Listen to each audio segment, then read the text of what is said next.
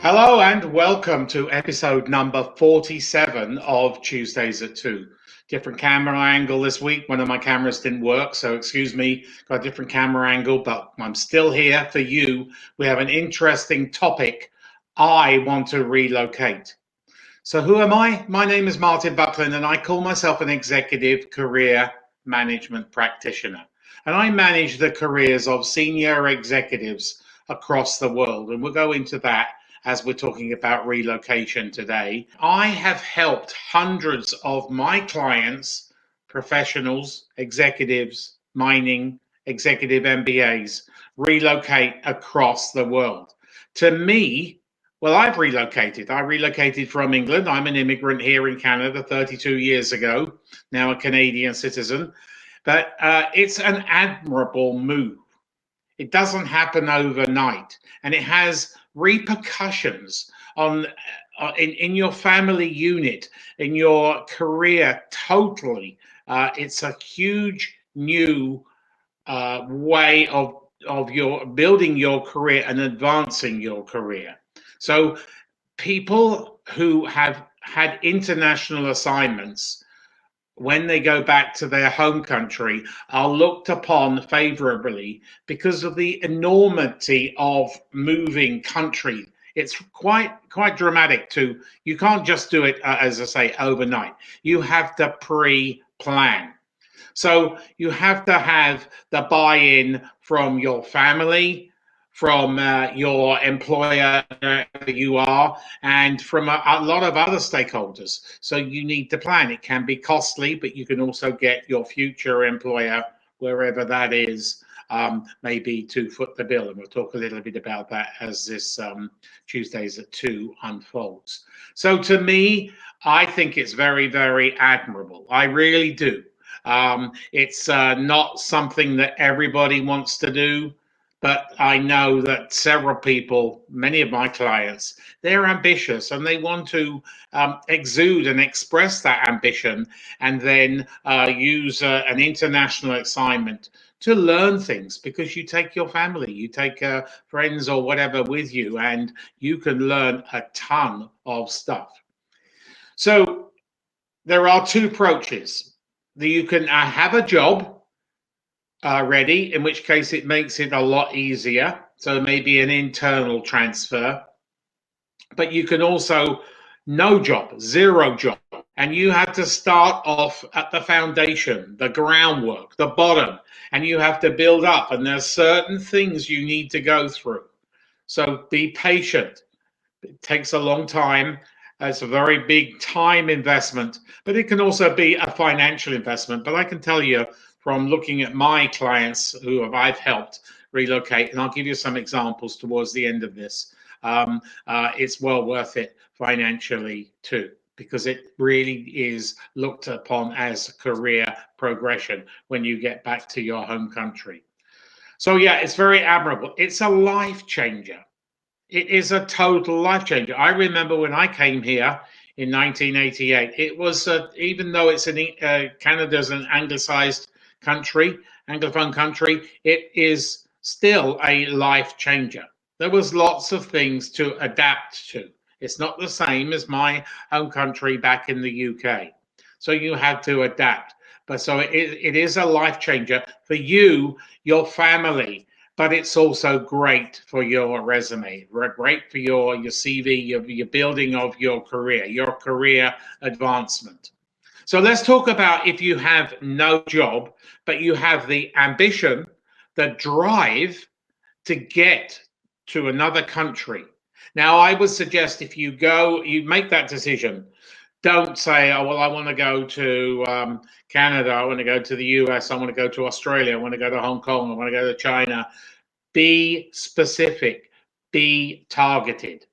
So if you are married, you need to discuss that openly within your family unit, definitely with your spouse, and depending on the age of your children, you definitely need to discuss it with them, because it's also a new opportunity for them. They are going to learn a lot. They're going to understand a new culture and whatever. So you have to have open discussions before you pinpoint a particular country where you want to go.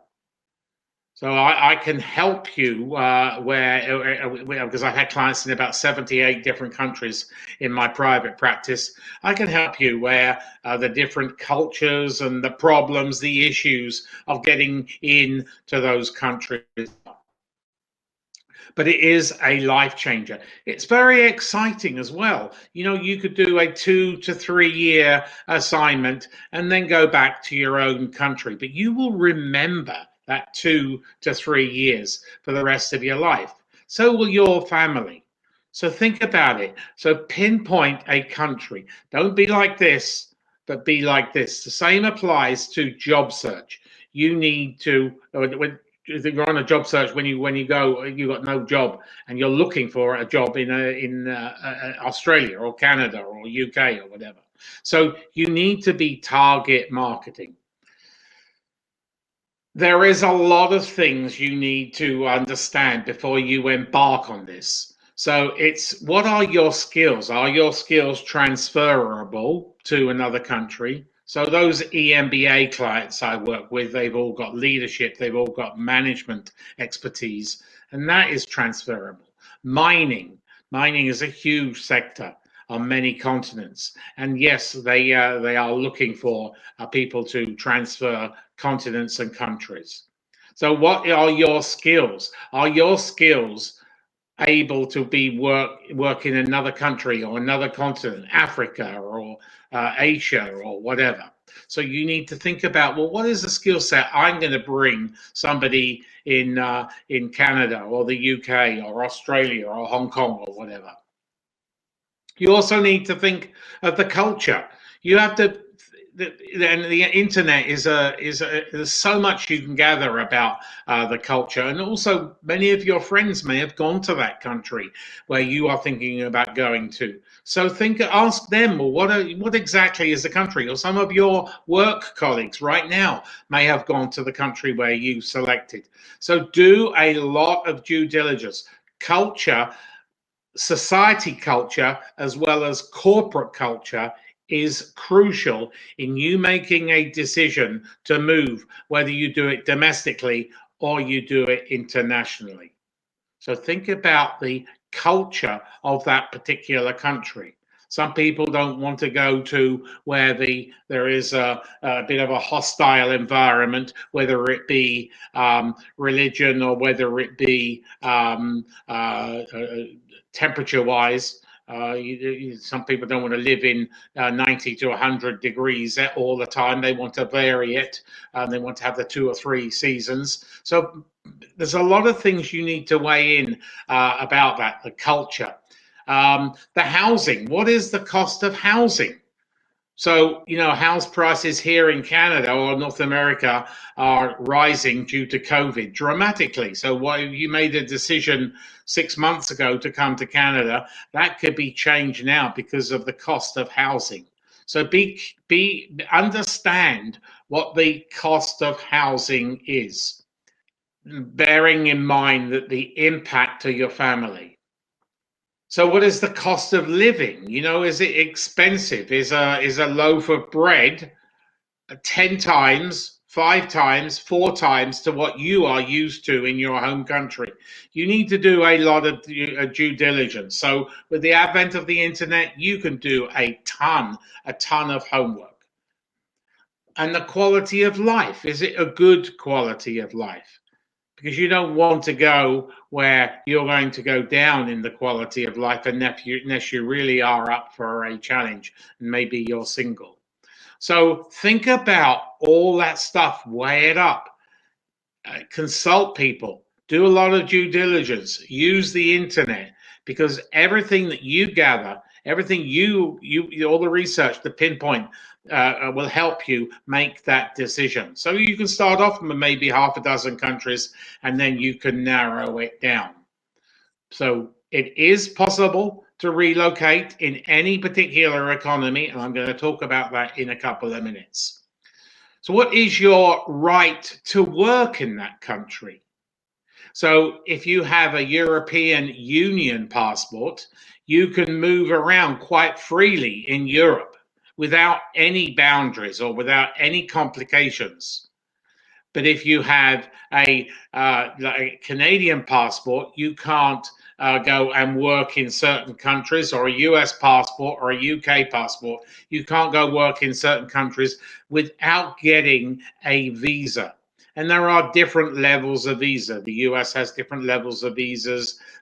Canada, you can get work visas, you can get student visas, you can get, the list goes on and on and on. But remember that if you entice an employer in another country where you want to go, you have to convince them.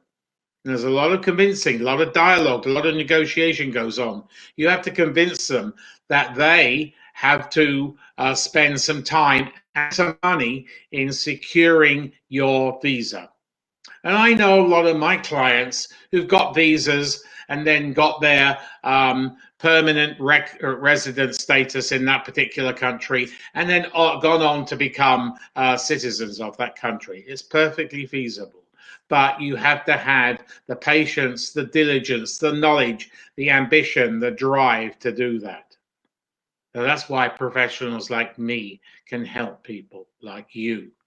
So what is your status to work in the UK? What is your status to work in the US? Are there stumbling blocks?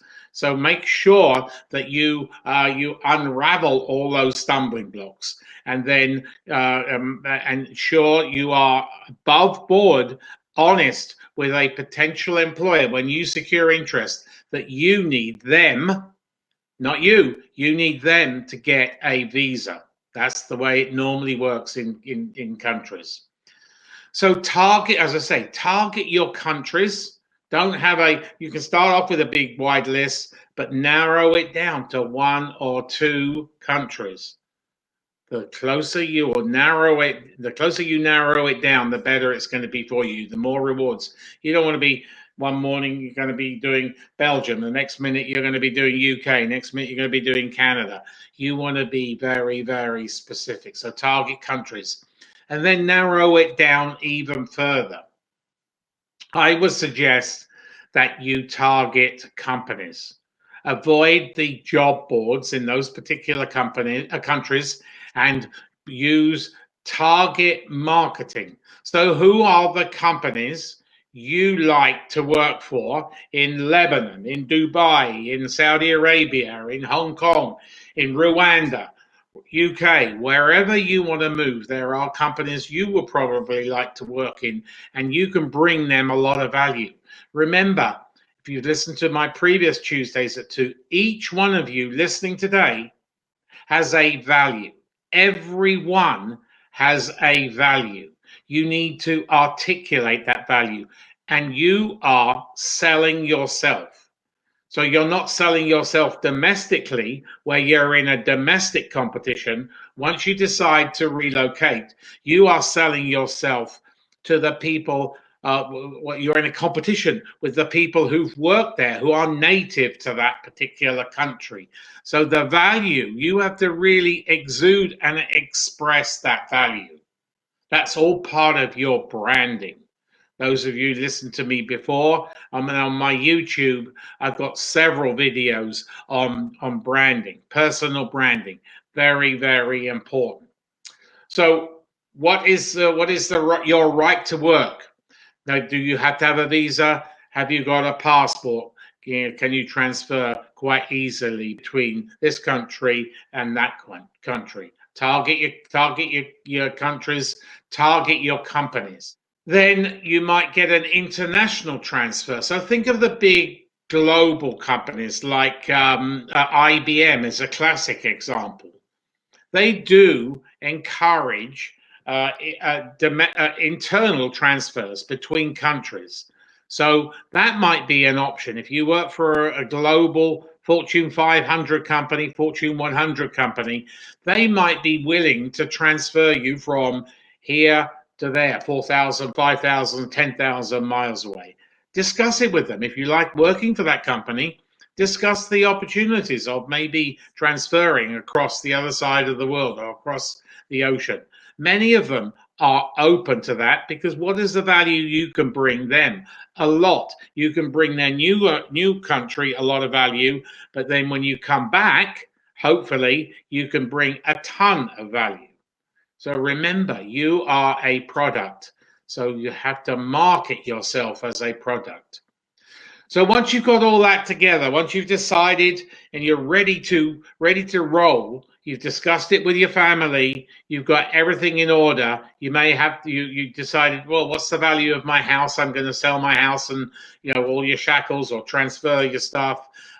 Then you plan and you execute a very, very ambitious job search, because as I said a minute ago, you are in competition with the people who are native, who've lived there, who've gone up from the bottom to the middle ranks to the top ranks. And so the value you need to exude and express and tell the decision makers at the other end has to be extraordinary. Although they do like, a lot of companies like international blood coming into them, because you can bring a lot of maybe some new skills, some new processes, some new practices or whatever. But show those processes and practices on your LinkedIn profile and on your CV or your resume. So plan and execute a very aggressive job search. Don't be passive. A job search, those of you listened to me before, doesn't happen from a couch. You have to get out there and you have to hunt. So there may be, when you move internationally, there may be international time zone complications. So you have to be aware of that. If they want to interview you at 2 a.m. your time, you have to be ready for that interview. So coming to interviews, you have to be prepared for virtual interviews. They are, despite the world hopefully going back to in-person in the next year, they are not going to interview you initially, call you in or fly you in. They are going to do it via one of the virtual communication platforms, Teams, Zoom, WebEx, and there's many others out there. So make sure you are familiar with those platforms. Are there relocation costs? There may be relocation costs. Some companies will be willing. Oh yeah, I really like you, Martin. I think I'm going to employ you, and here's $25,000, £25,000, €25,000 to help with your moving expenses, because moving is not cheap, and you have to build that in to your plan, your relocation plan. So I, as a career management professional, would wholeheartedly promote relocation. An international assignment is really going to build and enhance your career. You will learn a lot, and so will they. Whether you're going to go for a year or 2 or 3, they will also learn from you. Make sure you get involved in their culture, and your kids hopefully in the schools and whatever, churches, faith places. So you make sure you really get yourself immersed in their culture. It can bring you huge value. So then you have to negotiate your deal if you get some offers. Now, negotiation in other countries is different. So there is a lot of information on the internet about negotiating your contract and interviewing in other countries. And I would suggest there again, more due diligence using the internet. But you are in the driver's seat. If you've got an offer, you are in the driver's seat. So now then you have to go through that selling the house or renting your house out or whatever. So it's a project. You are a project manager. You are managing an international relocation. So I help professionals relocate across the world. So let me give you some examples. Right now, I'm helping an American citizen who's living in New Zealand relocate to London, UK. I am helping 3 international professionals, business leaders, who want to leave Dubai and Saudi Arabia and come to North America. I'm helping an English client wanting to go to Australia. I'm helping somebody from Chile wanting to come to Canada. So I am helping people with their career, not their visas and all the other stuff. I can give them some advice and I can refer them. So I help people relocate across the world. I love it.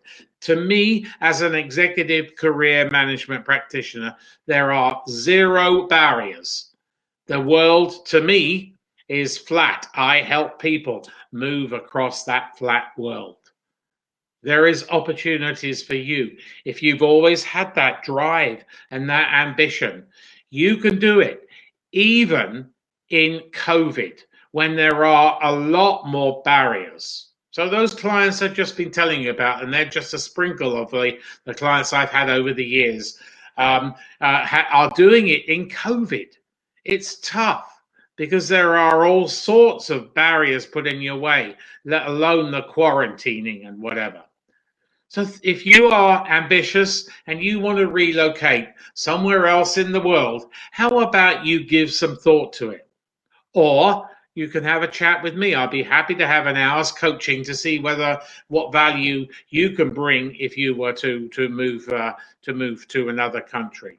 But be specific, be targeted, discuss it with family members, because you don't want to just knock it out of the blue and say, oh, honey, I've just got a job in Chile. I've just got a job in Australia. I've just got a job in China, and we're moving in 4 weeks.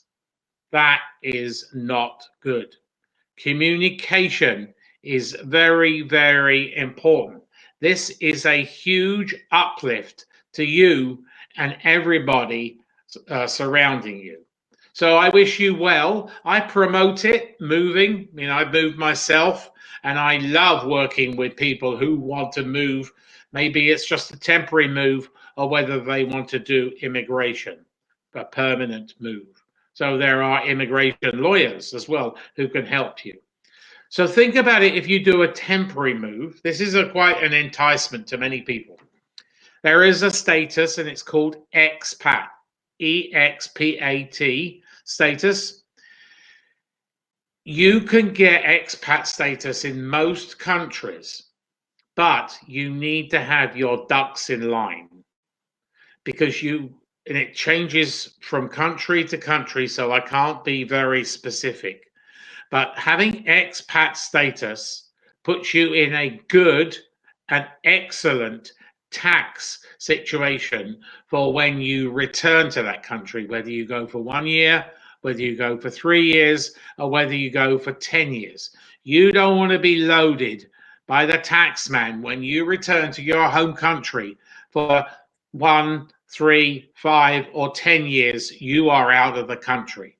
So there are methods, there are processes there. You have to go and see a tax lawyer who specializes in international relocation. Doesn't matter where you are in the world. Each country has their own tax lawyers. But an expat status can bring you huge, massive value, financial value. You don't want to be paying taxes in 2 countries, but you can also get an international tax status, which means in some particular countries that you're hardly going to be paying any taxes at all.